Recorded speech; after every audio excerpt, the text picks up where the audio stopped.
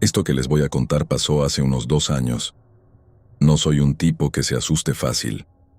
Me gano la vida cruzando la frontera de Ucrania con turistas que quieren ver edificios podridos y tomarse fotos para Instagram. He pasado noches enteras durmiendo en escuelas abandonadas y comiendo latas frías en medio de la nada, así que los ruidos nocturnos me los conozco de memoria. Pero esto fue diferente. Había llevado a un grupo de 3 polacos. Querían algo extremo, así que los metí más allá de las rutas permitidas, cerca de lo que llaman el Bosque Rojo. Para los que no sepan, ahí los niveles de radiación suben de golpe si te sales del camino. Estábamos acampando en el segundo piso de un complejo de departamentos viejo en las afueras de Pripyat.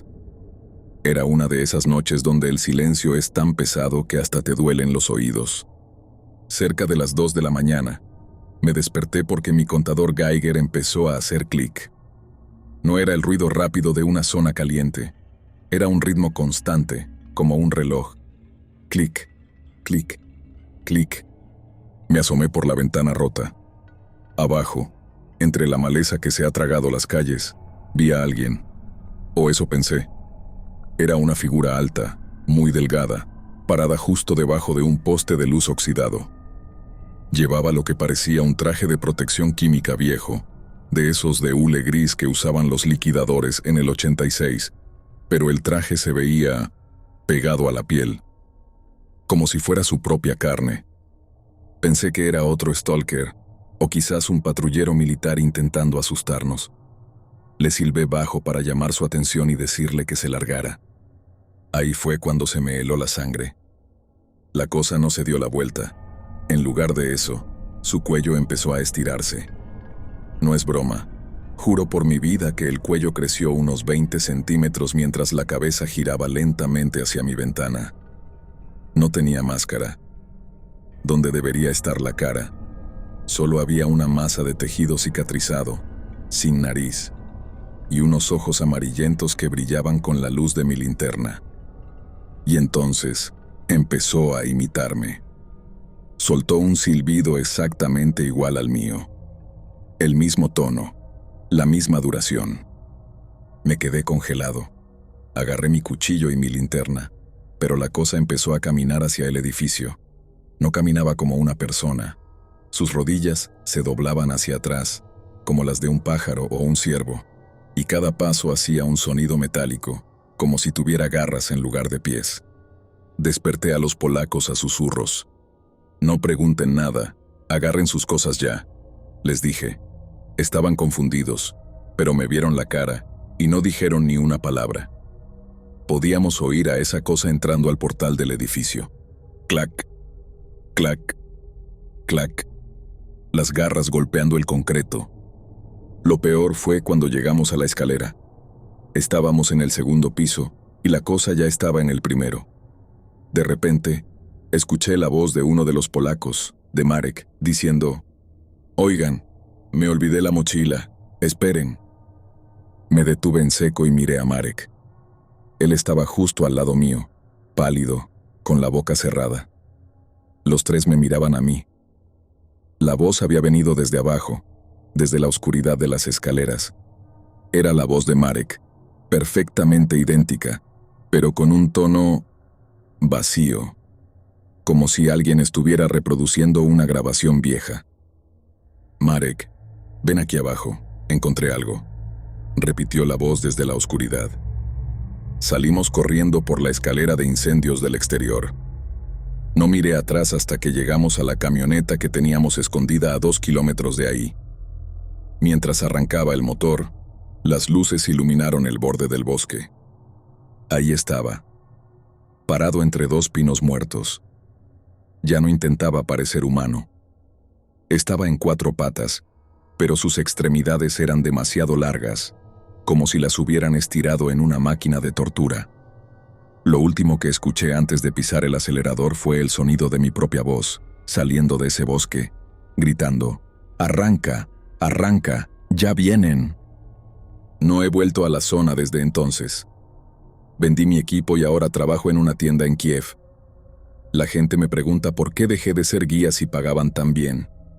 Yo solo les digo que en Chernobyl, el problema no es la radiación que te mata por dentro, sino las cosas que la radiación dejó entrar y que ahora tienen hambre.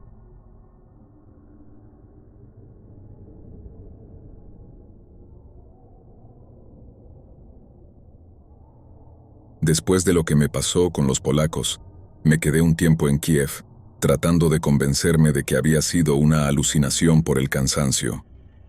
Pero el dinero se acaba rápido, y un contacto me llamó para un trabajo que no podía rechazar.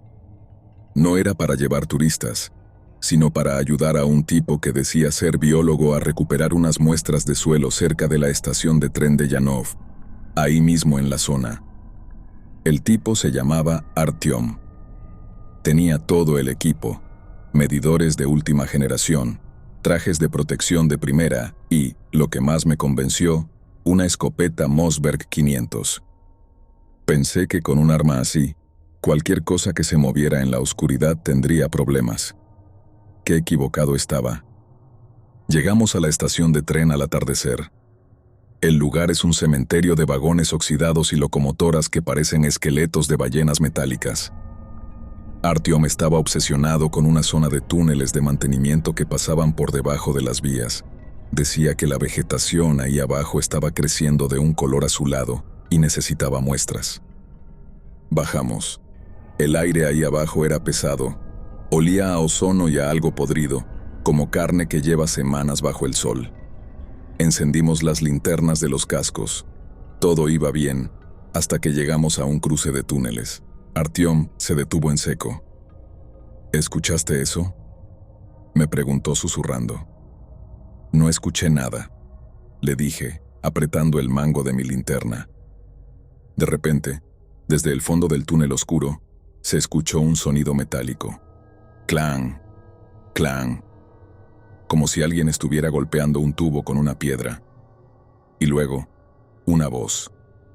Era la voz de mi madre. Mi madre vive en un pueblo a 500 kilómetros de ahí, pero la escuché clarito llamándome por mi nombre de niño, ese que solo ella usa. Pasha, ven a comer, Pasha. Se me detuvo el corazón. Artyom me apuntó con la linterna a la cara. Yo estaba temblando. No es ella, Pasha. No te muevas, me dijo él, cargando la escopeta. Entonces, la criatura salió de las sombras, pero no era como la primera vez. Esta cosa se estaba formando. Parecía una masa de carne grisácea, sin piel, que intentaba moldearse para parecer una persona. Tenía 3 brazos largos que terminaban en dedos como agujas, y su cara cambiaba constantemente. Por un segundo vi los rasgos de mi madre, luego los de Artyom, y luego se derretían en esa masa gris. Artyom no esperó. Disparó. El estruendo en el túnel casi nos rompe los tímpanos. El disparo le dio de lleno en lo que parecía el pecho. La criatura salió volando hacia atrás, pero no gritó de dolor. ¿Saben qué hizo? Emitió el sonido del disparo. Exactamente el mismo estruendo de la escopeta, pero saliendo de su garganta. Y luego, empezó a reírse con la risa de Artyom. Era una risa histérica, grabada perfectamente. ¡Corre, carajo!, gritó Artyom. Empezamos a correr por el túnel de regreso. Podíamos oír a esa cosa detrás de nosotros. Lo aterrador no era solo su velocidad, sino que mientras corría, iba reproduciendo todos los sonidos que habíamos hecho desde que entramos. Escuchaba nuestras conversaciones de hace 10 minutos, el sonido de nuestras botas en el barro, el clic de mi contador Geiger, todo al mismo tiempo, como una cinta de audio que se está volviendo loca. Llegamos a la escalera de salida. Artyom empezó a subir primero. Yo estaba justo debajo de él cuando sentí algo frío y húmedo agarrarme el tobillo. Miré hacia abajo. Era una de esas manos largas y grises. La criatura estaba pegada a la pared del túnel como una araña. Su cara ahora era una copia exacta de la mía, pero sin ojos, solo cuencas vacías. Abrió la boca y con mi propia voz me dijo: ¿crees que podemos tomar esta idea de un video y empezar a escribir historias similares? Me quedé helado. Esa cosa no solo imitaba lo que escuchaba en el momento. Parecía que podía pescar cosas de tu cabeza, o tal vez me había estado siguiendo desde hace semanas sin que yo lo supiera. Artyom le disparó de nuevo desde arriba, obligándola a soltarme. Subí la escalera como si me fuera la vida en ello, y me iba. Cerramos la escotilla de metal y la bloqueamos con una viga de hierro. Desde abajo, empezamos a escuchar golpes rítmicos. Y luego, el silencio. Un silencio que duró solo unos segundos antes de que escucháramos, desde el otro lado de la tapa de metal, la voz de Artyom. Pero Artyom estaba al lado mío, jadeando. La voz de abajo decía: «Artyom, ayúdame. La pierna se me quedó atorada abajo. Abre la puerta». Artyom y yo nos miramos. Él tenía los ojos inyectados en sangre. No dijimos nada.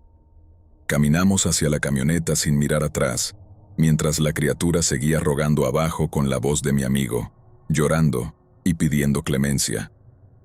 Esa cosa sigue ahí abajo. Y lo que más me asusta no es que me quisiera comer, sino que ahora tiene mi voz, tiene mis recuerdos, y lo peor de todo, sabe exactamente a qué le tengo miedo. Si alguna vez vas a Chernobyl y escuchas a alguien conocido llamándote desde un callejón donde no debería haber nadie, no respondas, porque en cuanto hablas, el eco ya es dueño de una parte de ti.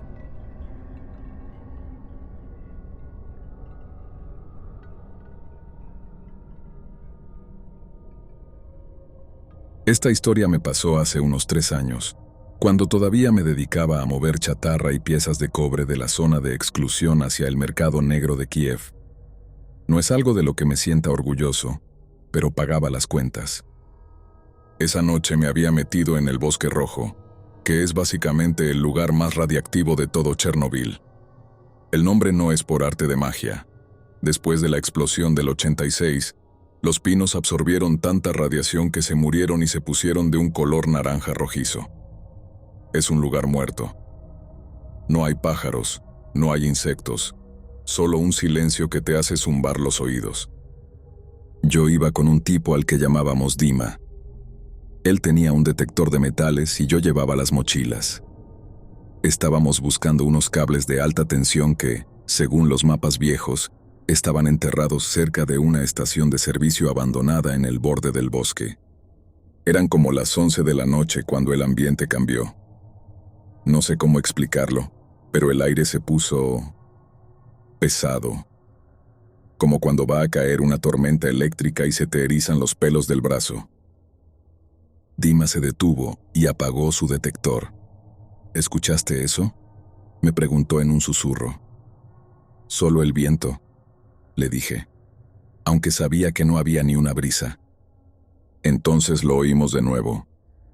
Fue un crujido seco, como si alguien hubiera pisado una rama gruesa, pero el sonido venía de arriba. Apunté mi linterna hacia las copas de los pinos muertos. Entre las ramas retorcidas, vi algo que me revolvió el estómago. Había algo colgado, balanceándose lentamente. Al principio pensé que era un cuerpo, algún pobre suicida que se había metido al bosque para terminar con todo.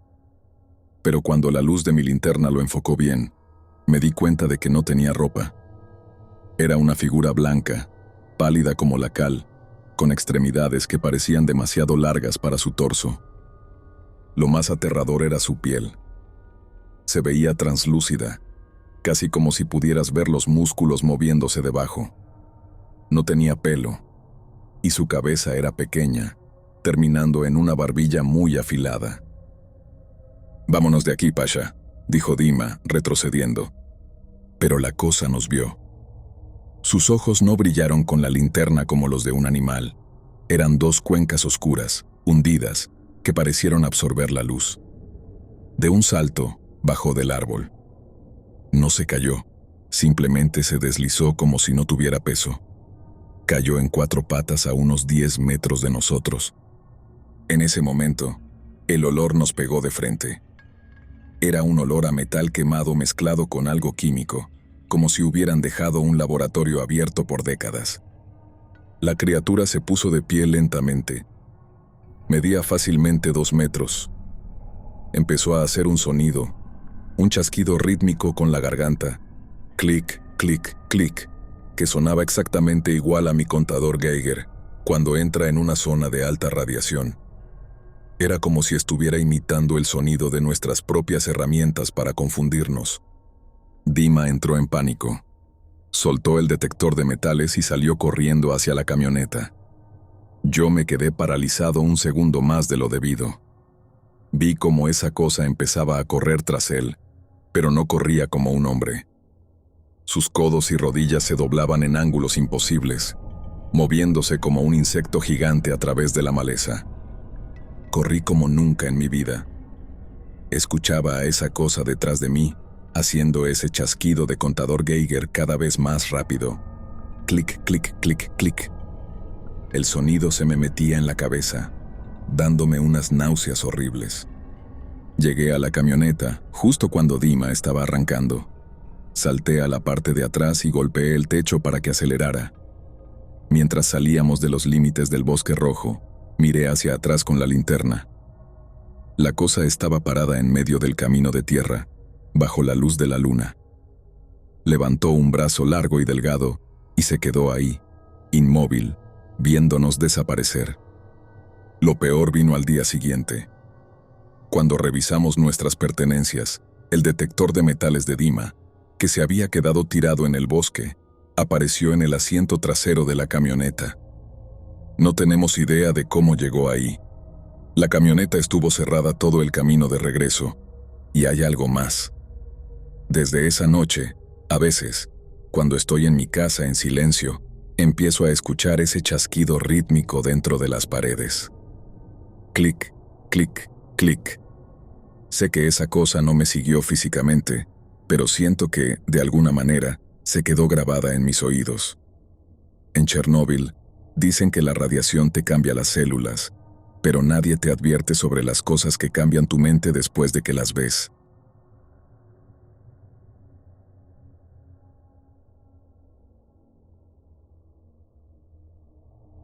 Esta historia me la contó un fotógrafo que solía obsesionarse con los lugares abandonados. El tipo no creía en nada sobrenatural. Para él, todo eran juegos de luz y polvo. Pero después de su último viaje a Pripyat, vendió todas sus cámaras y no ha vuelto a pisar una habitación oscura en su vida. Me contó que entró en uno de esos bloques de departamentos enormes, los que están cerca de la plaza central. Su plan era subir al 10º piso para captar la luz del amanecer atravesando las ventanas rotas. El edificio estaba en silencio absoluto, ese silencio de Chernóbil que parece que te aprieta los pulmones. Mientras subía las escaleras de concreto, empezó a notar algo raro en las paredes. Al principio pensó que era moho o manchas de humedad. Eran siluetas oscuras, como sombras proyectadas, pero no había ninguna fuente de luz que las causara. Tenían forma humana, una mujer sosteniendo una bolsa, un niño sentado en un escalón. Parecían manchas de hollín grabadas directamente en el hormigón. Llegó al 5º piso y se detuvo a descansar. Encendió un cigarro y, mientras buscaba el encendedor en su mochila, sintió ese escalofrío en la nuca, esa sensación de que alguien te está respirando cerca del cuello. Giró la cabeza rápido, esperando ver a un guardia o a otro stalker, pero el pasillo estaba vacío. Lo que vio lo dejó helado. En la pared de su izquierda, su propia sombra estaba proyectada por la luz de la linterna. Pero justo al lado, había otra sombra. Era la silueta de un hombre alto, con los brazos caídos y la cabeza ligeramente inclinada. Lo aterrador es que en el pasillo no había nadie más, solo él y esa mancha negra en la pared. Trató de mantener la calma. Es el ángulo de la luz, se dijo a sí mismo. Se movió un par de pasos a la derecha, esperando que la sombra desapareciera. Pero la mancha no se movió con él. Se quedó ahí, estática, grabada en el papel tapiz podrido. Apuró el paso hacia el siguiente tramo de escaleras. Cada vez que pasaba junto a una pared lisa, sentía un roce, como si algo de papel seco se arrastrara por el concreto. Se detuvo en seco y apuntó su linterna hacia atrás. La sombra del hombre ya no estaba en el quinto piso. Ahora estaba en el descanso del sexto, justo a unos metros de él.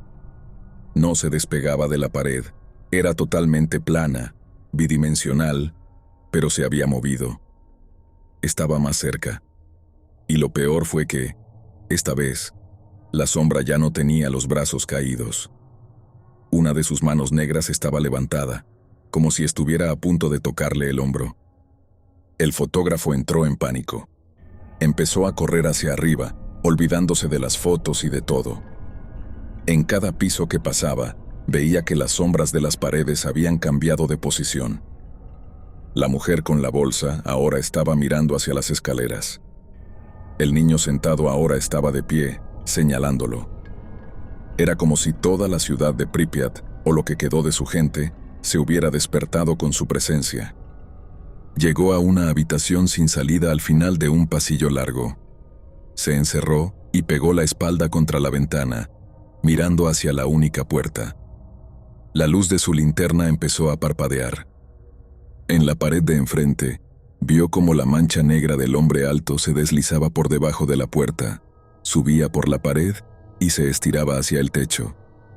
No era un fantasma, me decía él con los ojos muy abiertos. Era como si la radiación hubiera quemado sus almas en el tejido mismo del edificio, y ahora esas sombras estuvieran tratando de despegarse de la pared usando su calor corporal. Dijo que sintió un frío insoportable cuando la sombra tocó su propia sombra en el suelo. Sintió que le robaba la energía, que su cuerpo se volvía pesado y gris.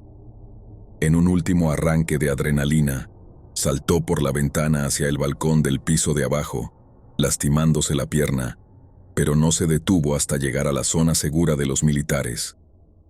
Cuando llegó a casa y reveló las pocas fotos que pudo tomar, se dio cuenta de algo que lo hizo colapsar. En todas las fotos, sin importar hacia dónde apuntara la cámara, siempre aparecía una silueta negra detrás de él, imitando sus movimientos. Incluso ahora, me dice que evita caminar bajo el sol fuerte o en habitaciones con luces potentes. Dice que a veces, cuando mira su propia sombra en el suelo, nota que tiene un par de dedos de más, o que su sombra se mueve un segundo más tarde que él. Como si algo de esa zona se hubiera quedado pegado a su silueta, esperando el momento en que la luz se apague para terminar de cruzar a nuestro lado.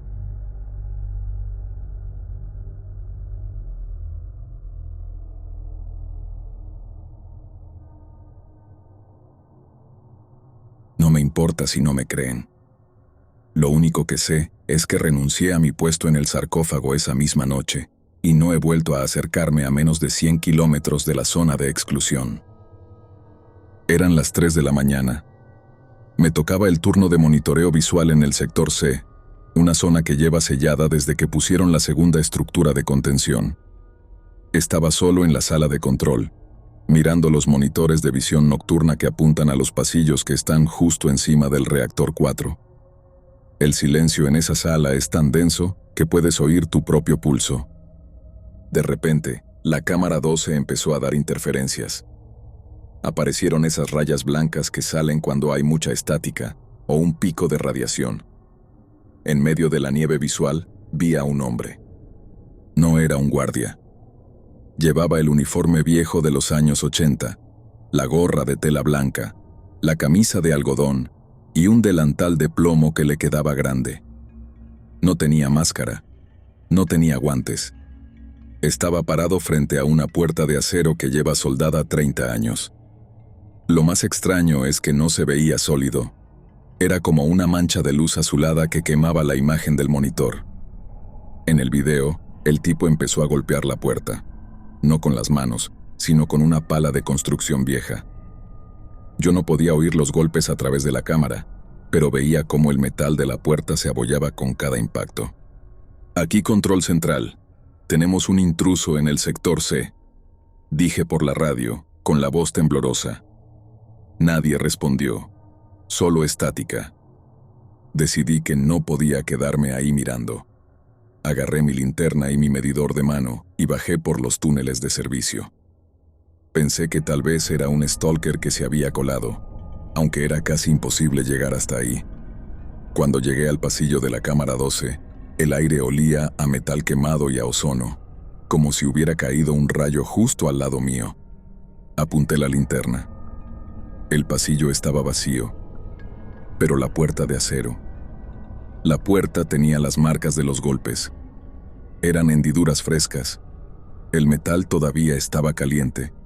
Emitía un calor que me quemaba la cara incluso a través del traje. ¿Hay alguien aquí?, pregunté. Entonces, las luces del pasillo se apagaron. En la oscuridad total, vi un brillo azul que salía de las grietas de la puerta. Y detrás de mí, escuché una respiración. No era una respiración normal. Era un sonido húmedo, como si alguien tuviera los pulmones llenos de líquido. Me giré y lo vi. Estaba a menos de 1 metro. El liquidador. Su piel estaba roja, desollada por la radiación, y sus ojos eran 2 agujeros brillantes que emitían esa luz Cherenkov, un azul neón que me cegaba. Levantó la pala y me señaló. «Ya casi terminamos el turno», dijo. Su voz no venía de su boca. Sonaba dentro de mi cabeza, como si el sonido fuera una vibración que me hacía castañar los dientes. «Solo faltas tú para ayudar con el grafito». En ese momento, mi contador Geiger se bloqueó.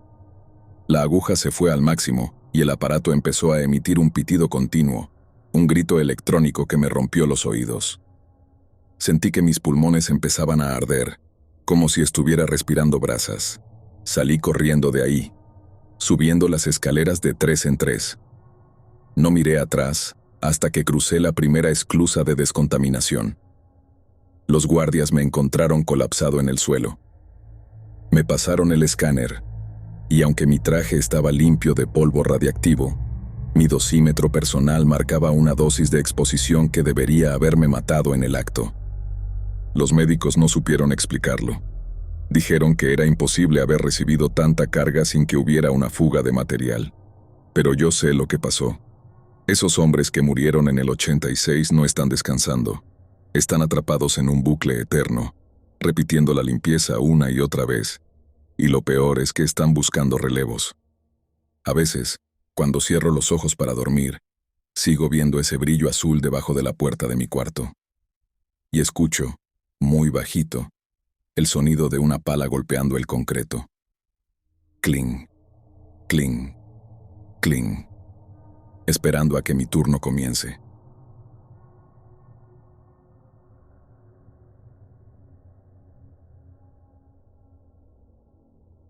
Esta es una de esas historias que circulan en los bares de camioneros que cruzan la autopista de Kolyma, en lo más profundo de Siberia. Se dice que hay un pueblo, que no voy a nombrar por seguridad, donde el censo dice que viven 200 personas, pero si vas allí, algo no cuadra. Me quedé varado cerca de ese lugar en el invierno de 2019. Mi camión se tragó un pedazo de hielo que rompió el radiador, y tuve que caminar un par de kilómetros bajo una ventisca que te cortaba la piel. Cuando vi las luces de las casas, sentí que la vida me había dado una segunda oportunidad. Entré en lo que parecía ser la única tienda del pueblo. Hacía calor, pero era un calor raro, como de estufa eléctrica vieja. Detrás del mostrador había una mujer, Elena. Al menos eso decía el gafete en su delantal. Me sonrió, pero su sonrisa duró demasiado. No parpadeaba. Me quedé mirándola mientras me servía un té, y me di cuenta de que sus ojos no se movían para seguir mis manos. Se movían de forma independiente, como si estuviera procesando la imagen por partes. «Eres nuevo», dijo ella. Su voz era plana, sin ninguna entonación, como si estuviera leyendo fonéticamente un idioma que no entiende. «Solo estoy de paso. Mi camión se rompió», le respondí, tratando de no sonar nervioso. En ese momento entró un hombre. Llevaba una chaqueta de piel pesada. Se sentó a mi lado y pidió un vodka. Lo que me llamó la atención fue cómo agarró el vaso. No usó el pulgar. Simplemente envolvió sus dedos largos alrededor del vidrio y lo levantó con un movimiento rígido, como el de una grúa. «Hace frío afuera», dijo el hombre, mirándome fijamente. «Mucho», le contesté. «Sí, el frío es necesario para la preservación de la estructura», añadió, y luego soltó una carcajada que no venía de su garganta, sino que parecía salir de su pecho. Era un sonido metálico, seco. Empecé a observar a los demás. Había una familia en una mesa al fondo. El padre estaba comiendo sopa, pero si mirabas bien, solo movía la cuchara del plato a la boca y la regresaba llena. No tragaba nada. La niña pequeña que estaba con ellos se giró hacia mí y me saludó. Tenía los dedos demasiado largos, como si tuviera un par de falanges extra en cada uno, y su piel brillaba bajo la luz fluorescente con un tono grisáceo, casi como si fuera plástico estirado. Decidí que prefería morir congelado en mi camión que pasar un minuto más ahí. Inventé una excusa, pagué el té y salí casi corriendo. Pero cuando llegué a la puerta, Elena me llamó. «Te olvidas tu gorro», dijo. Me giré y ella estaba sosteniendo un gorro que no era mío. Era un gorro de piel viejo, lleno de agujeros de bala y manchas de sangre seca. Cuando la miré a la cara, la luz de la calle iluminó su cuello. La piel se le había despegado un poco en la base de la nuca y pude ver lo que había debajo. No había músculos, ni venas, ni huesos. Había una estructura de cartílago negro, vibrando, y miles de filamentos blancos que se conectaban directamente a la madera de la pared. Ese pueblo no eran personas. Era una sola entidad, un hongo o un parásito gigante que se había tragado a los habitantes originales y ahora estaba tratando de imitar cómo viven los humanos para atraer a más gente. Usaban la ropa, las casas y los nombres de los muertos, pero no sabían cómo parpadear, ni cómo comer, ni cómo sentir. Corrí por la nieve hasta que mis pulmones ardían. Llegué a la carretera principal y, por suerte, un convoy militar me recogió. Cuando les conté del pueblo, el conductor se quedó callado un largo rato. Luego me miró por el espejo y dijo: «Ese pueblo fue bombardeado y quemado hasta los cimientos en la época de Stalin. No queda nada ahí desde hace 70 años.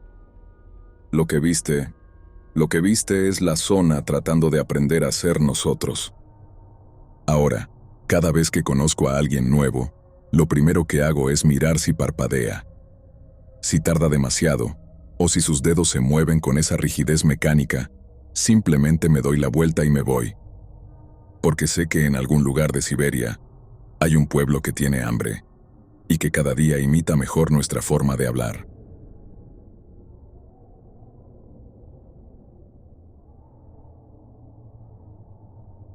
Esta historia me la contó un tipo que trabajó para el servicio forestal en los alrededores de los montes Cárpatos, al oeste de Ucrania. Es una zona de bosques tan cerrados que el sol casi nunca toca el suelo, y los lugareños dicen que ahí los árboles tienen memoria. Acepté el puesto de vigilante de incendios porque necesitaba desaparecer un poco del mundo. Me asignaron la Torre 44. El mapa decía que estaba en una cresta elevada, pero cuando llegué, me costó encontrarla. No era una torre de madera normal, era una estructura de acero negro, de diseño industrial pesado, que parecía más una antena militar que un puesto de vigilancia forestal. Lo primero que noté fue que el bosque estaba apretado contra la torre. Las raíces no rodeaban la base, sino que se metían por las juntas del acero, retorciéndolo como si fuera plástico. Subí los 80 escalones y me instalé. Tenía una radio de onda corta, un par de binoculares y un rifle de cerrojo por si los lobos se ponían curiosos. La primera semana fue tranquila, hasta que una tarde de niebla espesa, empecé a notar algo en el valle. A medida que el viento movía las copas de los pinos, vi una forma geométrica debajo de la vegetación. Eran ángulos rectos, paredes de concreto y lo que parecían cúpulas de metal, todo cubierto por metros de musgo y enredaderas gruesas como muslos humanos. Bajé de la torre con un hacha y mi linterna para investigar. Según mis mapas, ahí no debería haber nada más que naturaleza. Pero a medida que me acercaba, el bosque se volvía más extraño. Los árboles no eran normales. Los troncos tenían una textura metálica y las hojas, al rozarlas, hacían un sonido de papel de lija. Llegué a lo que parecía una entrada. Era un búnker masivo, pero lo aterrador es que los árboles no estaban creciendo sobre él, estaban creciendo desde él. Las ramas salían de las grietas del concreto, como si el edificio fuera el sistema nervioso de los árboles. Entré por una brecha en el muro. Mi linterna iluminó pasillos llenos de archivadores oxidados y consolas de control. En el centro de la sala principal, había un árbol gigante cuyas raíces estaban conectadas directamente a unos generadores eléctricos viejos. Lo más loco es que los generadores todavía zumbaban. El árbol estaba usando la energía residual para crecer a una velocidad imposible. En las paredes vi fotos de los científicos que trabajaron allí en los años 70. En la última foto del registro, los hombres no tenían caras. Sus rostros estaban cubiertos por pequeños brotes verdes que salían de sus ojos y bocas. El pie de foto decía: "La integración ha comenzado". Escuché un crujido detrás de mí. No era un animal. Era uno de los árboles del pasillo que estaba moviendo sus ramas hacia la entrada, bloqueándome el paso. Las ramas se movían con una lentitud mecánica, buscando mi calor corporal. Salí de ahí a hachazos, sintiendo que cada golpe que le daba a la madera hacía que el suelo vibrara, como si el búnker entero estuviera gritando de dolor. Corrí de vuelta a la torre y me encerré. Esa noche, mientras vigilaba con los binoculares, vi cómo las luces de la instalación subterránea se encendían debajo de la tierra, iluminando el bosque desde abajo con un brillo verde enfermizo. Lo peor fue cuando mi radio empezó a emitir estática. Entre el ruido, escuché una voz. No era una persona hablando, era el sonido de hojas frotándose entre sí, formando palabras. Gracias por el hierro, vigilante. Nos faltaba hierro. Miré mis manos. Debajo de mis uñas empezaban a salir pequeñas fibras de madera negra. No me dolió, pero sentí un hambre voraz de sol y agua. Bajé de la torre en ese mismo instante. Dejé todas mis cosas y caminé 3 días seguidos hasta llegar a la carretera principal. Ahora vivo en la ciudad, en un departamento de concreto donde no hay ni una sola planta.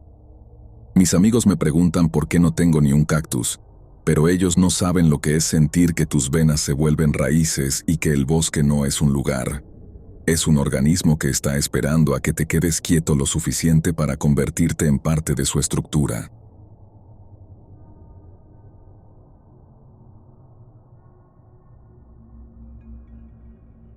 No suelo contar esto porque, dicho en voz alta, parece una historia que alguien arma con el tiempo, agregando detalles para que suene más intensa. Pero lo que pasó fue así, y yo estuve ahí. Desde entonces, cada vez que veo imágenes de esos bosques interminables entre Ucrania y Rusia, me vuelve la misma sensación de incomodidad, como si algo hubiera quedado inconcluso. Todo empezó con una llamada de Mikhail, un tipo con el que había trabajado años atrás en proyectos relacionados con zonas forestales protegidas. Era jueves, entrada la tarde. Yo estaba en casa, sin planes, cuando vi su nombre en la pantalla. Sonaba tranquilo, pero había algo raro en su forma de hablar, como si midiera cada palabra. Nos dieron acceso, me dijo. Un permiso especial, zona cerrada, bosque estatal, nadie entra ahí sin autorización directa. Vamos a estar solos. No dio muchos detalles y, honestamente, yo tampoco pedí más. En esa región hay extensiones enormes de bosque que quedaron prácticamente abandonadas desde la era soviética. Algunas están oficialmente restringidas por razones militares, otras por simple desinterés. Lugares donde no hay pueblos, ni rutas claras, ni cobertura. Siempre me atrajeron esos espacios. Acepté casi de inmediato. Éramos 6. Mikhail, yo, 2 tipos de Kiev que querían documentar fauna, y otros 2 que conocían a la gente encargada de los permisos. Viajamos en 2 vehículos viejos, cargados hasta el techo. A medida que avanzábamos hacia el norte, las carreteras se volvían más estrechas y deterioradas. Después de un punto, el asfalto desapareció. El GPS dejó de servir y los teléfonos quedaron completamente muertos. Recuerdo pensar que el silencio no era normal. No era solo ausencia de ruido humano. Era como si el bosque absorbiera el sonido. Incluso cuando hablábamos, nuestras voces parecían apagarse entre los árboles. Armamos el campamento en un claro pequeño, cerca de un arroyo oscuro que apenas reflejaba la luz. Nada llamativo. Esa primera noche fue tranquila, aunque todos estábamos más tensos de lo habitual. Nos dejaron reglas claras: no separarse, no explorar solos, avisar siempre. Dijeron que era por seguridad, por animales, por estructuras abandonadas. Nadie mencionó personas. Los primeros días transcurrieron sin incidentes claros. Caminatas largas, huellas de animales, restos de construcciones viejas cubiertas de musgo. Pero al tercer día empecé a notar cosas que no cuadraban. Pisadas en el barro que no eran nuestras. Botas pequeñas, gastadas, con un dibujo distinto. Pensé que podían ser de algún guardabosques, pero cuando se lo comenté a Mikhail, negó con la cabeza. «Aquí no patrulla nadie», dijo. «No de forma regular. Ese mismo día encontramos restos de basura, envoltorios viejos, plástico enterrado a medias. No parecía reciente, pero tampoco antiguo. Como si alguien hubiera intentado esconderlo sin demasiado cuidado. Nadie dijo nada, pero el ambiente cambió. Se volvió más pesado. Al día siguiente decidimos avanzar más al este, siguiendo un sendero apenas visible. El bosque ahí era diferente, más cerrado, más húmedo, con árboles retorcidos y restos de estructuras viejas, tal vez puestos de vigilancia olvidados, completamente cubiertos por la vegetación. Tras varias horas, Mikhail levantó la mano para que nos detuviéramos. Había un claro. No era grande, apenas un espacio entre los árboles. Y en medio, algo que no debería estar ahí. 2 tiendas mal armadas, bolsas negras de basura apiladas contra un tronco caído. Un círculo de piedras con cenizas que aún no parecían viejas. Todo daba la impresión de haber sido abandonado con prisa. El aire tenía un olor raro, como a ropa húmeda que lleva días sin secarse. Llamamos, gritamos. Nadie respondió. Uno de los de Kiev abrió apenas la cremallera de una tienda y la cerró de golpe. No dijo nada, pero se le fue el color de la cara. Otro revisó una de las bolsas. Dentro había ropa, mucha, en su mayoría femenina. Algunas prendas estaban manchadas de un marrón oscuro imposible de confundir. Recuerdo una chaqueta clara, rígida en una manga, como si se hubiera secado así, y varios bolsos pequeños, rotos, vacíos. Nadie habló durante un buen rato. Solo mirábamos alrededor, al bosque, esperando algo que no sabíamos definir. Fue entonces cuando escuché un movimiento. No pasos claros, más bien algo desplazándose con cuidado, intentando no hacer ruido. Lo dije en voz baja. Los demás también lo habían sentido. No discutimos. No hicimos planes largos. Decidimos irnos. Ya. Regresamos por donde habíamos venido, casi corriendo, sin preocuparnos por el ruido. Varias veces tuve la sensación de que algo nos seguía a distancia, pero cada vez que me giraba, solo veía árboles. Siempre árboles. Cuando finalmente alcanzamos una pista de tierra y luego una carretera secundaria, el alivio fue físico. Un camión nos llevó al pueblo más cercano. El conductor escuchó en silencio.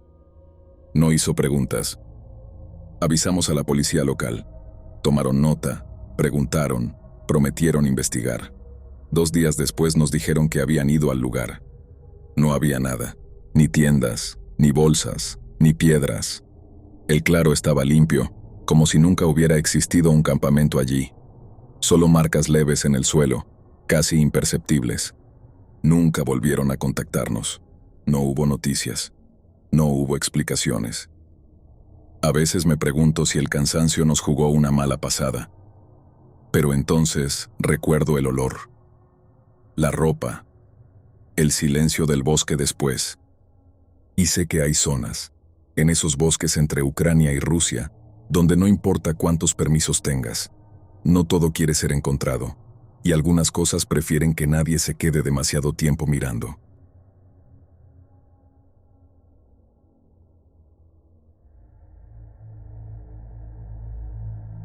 No entré a ese bosque buscando problemas. De hecho, si soy honesto, entré porque parecía uno de los pocos lugares donde nada pasaba. Fue Ilya quien me habló del sitio. Lo conocía desde hacía años. Habíamos coincidido en trabajos de levantamiento topográfico cerca de antiguas zonas militares. Sabía moverse en áreas restringidas. Sabía a quién llamar y, sobre todo, sabía cuándo no hacer preguntas. Me dijo que habían reabierto temporalmente un corredor forestal cerca de la frontera, una franja enorme de terreno que nadie usaba desde hacía décadas. Antes era zona de entrenamiento, me explicó. Luego quedó abandonada. Ahora nadie se molesta en vigilarla. Éramos 5. Nada de cazadores esta vez. 2 técnicos, Ilya, yo y un tipo mayor que conocía bien la región. Entramos con un vehículo y dejamos otro más cerca de una carretera secundaria, por si algo salía mal. No parecía exagerado en ese momento. El bosque era plano, monótono, casi aburrido. Filas interminables de árboles iguales, el suelo cubierto de agujas secas, sin senderos claros. Lo que más me llamó la atención fue la ausencia de animales. No pájaros, no insectos, ni siquiera el ruido normal del viento moviendo ramas. Caminabas y solo escuchabas tus propios pasos. El primer día no pasó nada. Montamos el campamento temprano, revisamos equipos y cenamos sin hablar demasiado. El tipo mayor insistió en apagar el fuego antes de dormir. Dijo que no le gustaba que se viera desde lejos. Nadie se rió. La segunda mañana encontramos algo raro. Marcas en el suelo, como si alguien hubiera arrastrado algo pesado entre los árboles. No eran huellas claras, más bien surcos irregulares, interrumpidos. Ilya se agachó a mirarlos y frunció el ceño. No es reciente, dijo, pero tampoco es viejo. Seguimos adelante. A media tarde encontramos restos de una estructura, no una casa, ni un búnker. Algo más improvisado. Postes podridos, alambre oxidado, pedazos de lona enterrados. No aparecía en ningún mapa. El mayor dijo que eso no era militar. Eso lo hizo gente, añadió. Gente que no quería ser vista. Esa noche escuché algo por primera vez. No fue un sonido fuerte. Fue más bien una cadencia.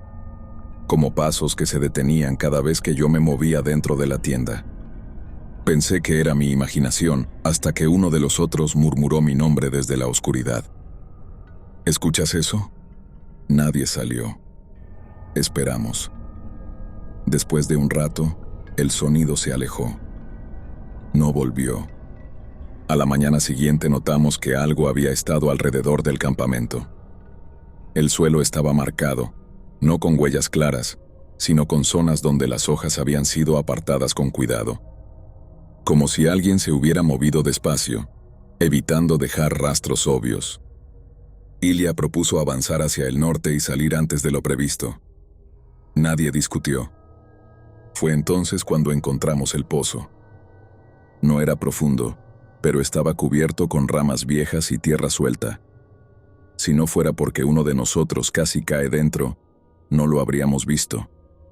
Al apartar las ramas, el olor salió de golpe. Un olor viejo, húmedo, imposible de describir sin que suene exagerado. Dentro había restos de objetos, zapatos, trozos de tela, un cinturón. Nada reciente, pero tampoco antiguo. Nadie dijo la palabra, pero todos pensamos lo mismo. No nos quedamos ahí. Mientras nos alejábamos, Sentí algo que no había sentido antes. La certeza de que nos observaban, no desde un punto fijo, sino moviéndose con nosotros. Como si el bosque tuviera memoria de por dónde íbamos y se ajustara. En un momento, el mayor se detuvo en seco. «No sigan», susurró. Entre los árboles, a unos metros, vimos una figura. No clara, no completa, solo una silueta quieta, demasiado inmóvil para ser un animal. Cuando parpadeé, ya no estaba. Nadie corrió. Caminamos rápido, sin hablar, sin mirar atrás más de lo necesario. Alcanzamos el vehículo al caer la tarde. Arrancamos sin revisar nada. No denunciamos nada. No por miedo, sino porque sabíamos cómo terminaría. Papeles, preguntas, visitas al lugar que no encontrarían nada. Lugares así se limpian solos. O alguien los limpia. A veces me preguntan por qué ya no acepto trabajos en esa región. Siempre digo lo mismo. Logística complicada, demasiados riesgos. Pero la verdad es otra. Hay bosques donde el abandono no es olvido, es advertencia.